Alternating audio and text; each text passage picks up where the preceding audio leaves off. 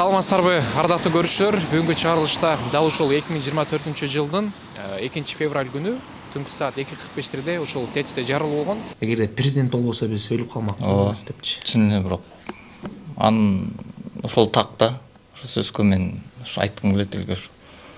Ажоос болбосо өлүп эле калмакпыз, чынын айтсамчы. Жубайым өзү кетиргиси келбей аябай эме болду да, экөөбүз мага таарынып барбай эле койчу жумушка депчи. Эми сести кошойт жүрөгүчү. Отко күйгөн бул эң узак созулган эме экен да. Бул ошо колду түздөш үчүн да. Бул деле колум ушундай эле, бирок ушуну тагып колдорун түздөп. Дагы врачтар, медсестралар аябай таң калган да. Сизге? Сен кимсиң деп сураган да менденчи. Делегациялар келип атат, самолет менен алып келип атат, сен кимсиң деп таң калган да. Мен обычный эле энергетик болуп иштеген адам, карапайым эле адаммын десем, анан президенттиңер ушинтип силерди ар бирөөңөргө ушундай кылабы дейт. Ушунчалык жашоо эмем келди да кайрачы.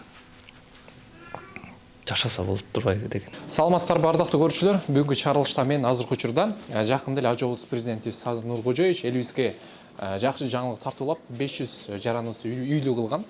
Мына ошол үйлөрдүн арасында биздин өзгөчө каарманыбыз Аманбек мырза бизге маек берген. Ал мырза ошол ТЭЦтен жарылуудан улам 90% күйүп калган. Мына ошону президентибиз өзү көңүл буруп, ошол маектен кийин ошол Аманбек мырзаны үйлүү кылып олтурат. Мына ошол Аманбек мырзага биз конокко келдик. Биз менен бирге болуңуздар. Азыр болсо биз лифт менен эмес, басып чыгууну тура көрдүк. Анткени үйдүн талабы өзгөчө заманбап шартта салынган экен, өзгөчө сүйүндүргөнү.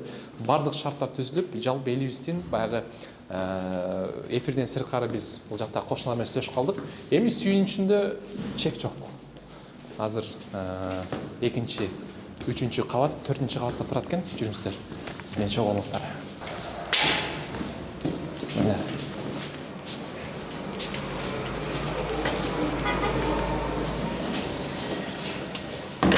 Экинчи кабатка келдик.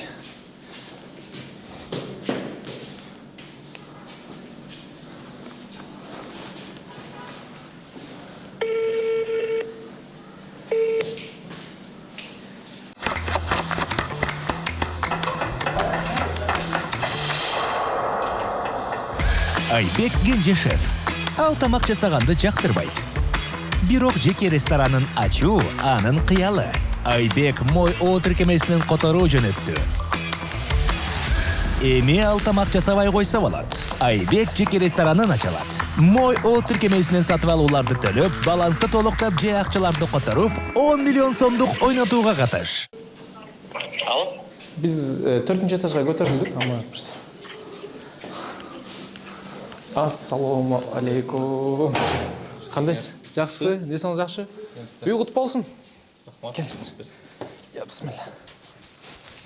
Кандайсыңар? Жакшыбы? Кандай сапар? Бетин тос. Бул бет. Ассалам. Салам алейкум. Ва алейкум ассалам. Кандайсың? Кел бетин тос. Молодец, жана кичине колуңуз, а? Бул экинчиси, бул биринчи. Бияк кухнябыз. Буюрса бул эмеректердин баарын мен кайнатам, кайненем, кайын журтум камсыздап берди. Заманбап стилде. Ошо жакшы заман салып берди. Кел экөөбүз так учурашып калалы. Кандай, жакшыбы? Жакшы. Мектепке баратасыңбы? Жакын эле экенби? Каякта экен? Үйдүн арты эле дебейсиң? Мектепке жакын болуп болду окшойт, балдарыңыздар. Жөлү басып, кызыма да жакын болду. Кызыма ошо каттам автобустар көп болду да. Көп болуп калды. Бул жактан бирөө пересадка кылчу. Бияктан болсо азыр 4-5 автобус алдына чейин барат да. Жакшы. Жакшы болду. Эми киргенде эле бир эле суроодон баштагым келип атат. Президенттин колун кармаганга мүмкүнчүлүк болду? Ооба эми болду. Үй тапшырып атканда кыялбыз дегендей. Эми өмүрүбүзгө себепкер адам болду да. Ошо президент Сажоосунан ошо колун кармап ыраазычылык билдиргим келчү. Анан съемкадан кийин туугандарым же досторум тамашалап калып, колуңду дагы эле жууй элексиңби депчи. Үй кандай экен? Үй жактыбы же жаккан жокпу? Жактыбы? Баары жакшы экенби? Үшүгөн жоксуңбу үйдө? Калтаң сонун го сенин. Кандайча болуп жашап калдык, айтып койчу. Богатый. Богатый болуп жашап калдыкпы? Багыш мындай этажкада жашап көрбөгөнгө анан аябай папа биз аябай байлардай болуп жашап калдык го дейт. Ширин бала. Жөн сана башка фотолар көрөт да. Ассалому алейкум. Мени баккан ийним жанагы. Эсен жакшыбы? Жана Турцияда да карап жүрүп сиз самолеттин ичинде сиздин жаныңызда кошо отурган ушул мырза. Жакшы. Качан көчүп келдиңиздер? 3 күн 4 күн болуп калды. 3 күн 4 күн. Жакшы суу пуусун күтүп анан алып анан. Суу берилди азыр. Берди баарын бергенден анан келдик. Жүрүңүздөр. Бияк залыбыз. Бул жак зал. Ого. Бияк балдар бөлмөсү. Балдар бөлмөсү кичинекей жалгыз го биякта. Эй! Бул 3-чү угум. Ширину. Ак жолтой балам. Атыдын ак жолтой. Мен как раз Турциядан ошо май айында учуп келгенде анан ушул балам төрөлгөн да. Кандай жакшыбы? Канча жаш? 1 жаш. 8 ай. 8 ай, 1 жаш болду. Май айында. Жакшы. Бияк болсо ваннасы, туалети. Ванна, туалет. Бияк болсо биздин Жакшы. Терезеден каяк көрүнөт экен? бияк биздики бул Гагарина көчөсү. Гагарина көчөсү окуп. Бияк жаңы салынып аткан жагы. Жакшы. Шарт жакшы. Эми өтө сонун. Өтө сонун. Өтө сонун. Эми мындай түшкө да кирбейт болчу, шын айтсам ооба. Жакшы. Балдарыңызды көрүп биз да кубанып турабыз. Сүйүнүп. Палактар асылган аябай бар. Кириңиздер. Аманбек мырза, кандай жүрөсүң негизи, жакшыбы? Жакшы, Кудайга шүгүр. Мен жана сизге чалганда виза тапшырып жүрөм дедиңизби? Визаны Ошо визаны тапшырып, ошо эртең буюрса Түркия мамлекетине Анкарага аттанып атабыз. Ошо дарыланган үчүн. Муну дагы биздин ажообуз Садыр Нуркожоев өзү эме кылып бизди ошо дарылатканы жиберип атат Түркия мамлекетине. Биринчисинде да ошо өзү жиберген, өзү алып барган. Ага чоң таазим, чоң рахмат. Кубанычта чек жок негизи. Кудайыма шүгүр. Элиме рахмат. Ажообузга рахмат. Эми жүрөгүм тынчып калды да. Чын айтсам азыр ордунда болуп калды да. Ошо балдарым баары сүйүнүп атышат, ошо балдарым сүйүнүп атат, ата-энем ошо. Азыр кадимкидей баары жакшы ордунда болуп калды. Эми азыр ден соолукту караш керек эми. Азыр ден соолукту карап. Түркияда канча убакыт болот экенсиз? Ошо виза бастырдык, анан ошо көбүрөөк ошо 4 ай, 5 ай дегендей кылышты го, ошо врачтар менен сүйлөшүп, ошо жактын посолдун жардамчылары айтты, ошо узагыраак болот деп, ошо. Эми Алла көрсөтөт дагы көрөбүз. Берүүдөн кийин бизге деле кызык болуп атат негизиндечи. Берүүдөн кийин сизге кандай үй берилип калды? Кандай болду ошол тууралуу?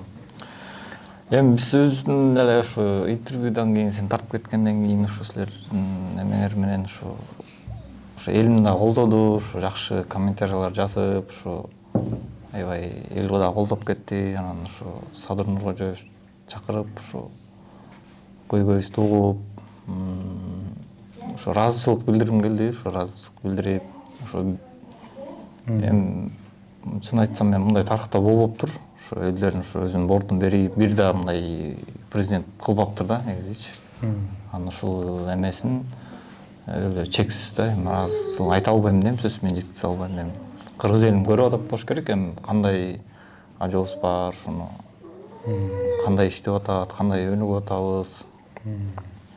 Анан ошо рахмат, ошо үй бүлөсүнө таазим. Алла ыраазы болсун, ошо ажообузга чексиз эми ыраазычылыгым, үй бүлөсү менен ыраазычылык билдиребиз. Ошонун үйдү ошо 3 балам бар экен деп 3 бөлмөлүү үй берди. Эми мындай түшкө да кирбек эмеспиз, эми бизге мындай аябай мындай деп күткөн эмеспиз да, мындай болуп кетерин. Эми биздин кыялыбыздан дагы өтө эме болуп кетти да, анан Ошо чоң оорусунун аркасынан ушундай жакшылыктар болуп атат. Биз да кубанып турабыз чынында. Ажооско тереңирээк ачып билдиребиз биз дагы. Кандай иштер жасалып атат, эл баалап өзү көрүп атат. Анан эми азыр Түркияга барганыңызда эмне кайсыл жериңизге операция жасалат? Бияктан өздөрү ошо кагазга жазып алышып, анан бияка врачтарга көрсөтүп, специалисттер тап эметип сүйлөшүп атышат деди. Ошо эң чоң больница шейир хастанаасы да, аякта иштеп окуп, аябай жакшы поликлиникалардын бири да, ошо государственный деп өкмөттүк.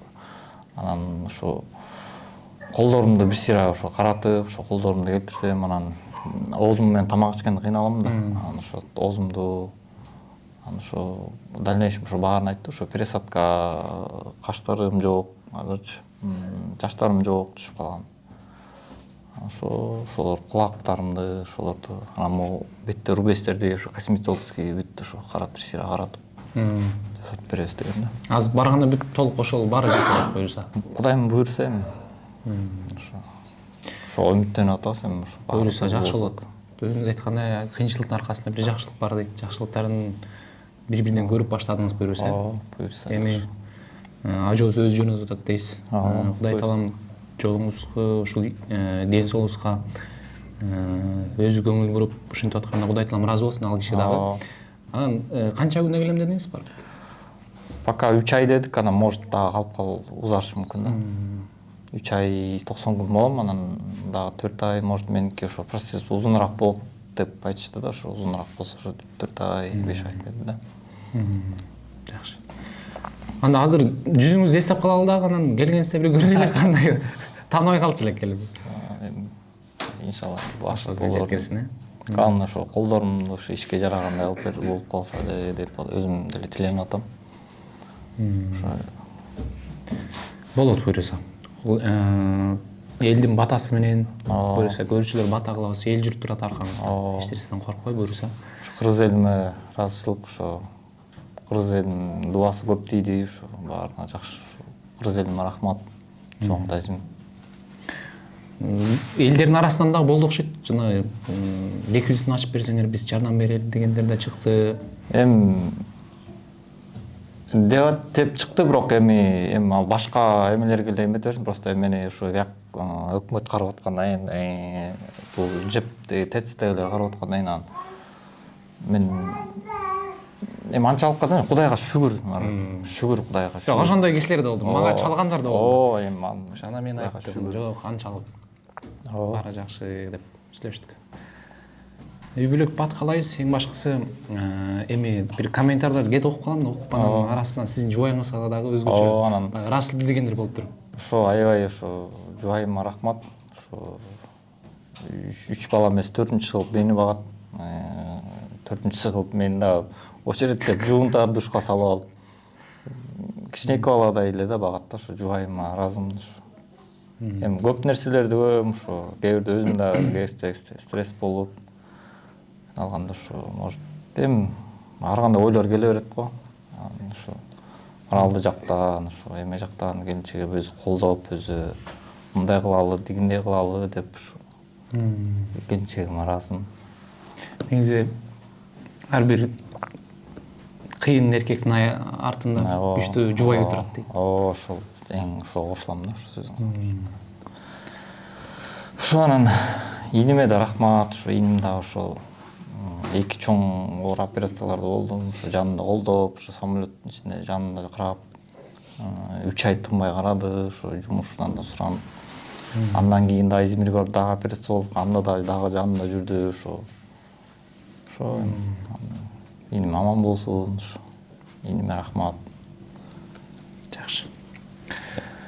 Чоң рахмат Аманбек беке. Буюрса эртең канчада учам дедиңиз? Эртең менен учам дедиңиз, эсен аман барыңыз. Биз Рахмат. Бата кылып турабыз. Элибиз да бата кылып турат буюрса. Операцияларды жакшы өткөрүңүз, жакшы жаңылык менен келиңиз. Буюрса келгениңизде бир көрүшөлү сиз менен. Үй бүлөк бат калайбыз, ушундай жакшылыктарды эле жолуга алайын буюрса. Чоң рахмат. Кызмат болсо биз даярбыз ар дайым. Бир звонок чалсаңыз биз ар дайым кызматтабыз. Силерге рахмат, элиме рахмат. Элимдин дуасы ошо кабыл болду окшойт деп ойлойм да, ошо элиме чоң рахмат. Таазим силерге, кыргыз элиме. Ошо оорубасын да адамчы. Ошо кыргыз элим аман болсун, ошо мага окшоп жакшылыктын аркасы менен ар бир кыргыз элим үйлүү болсун. Айтқаныңыз келсін. Чоң рахмат сізге. Сизге да рахмат.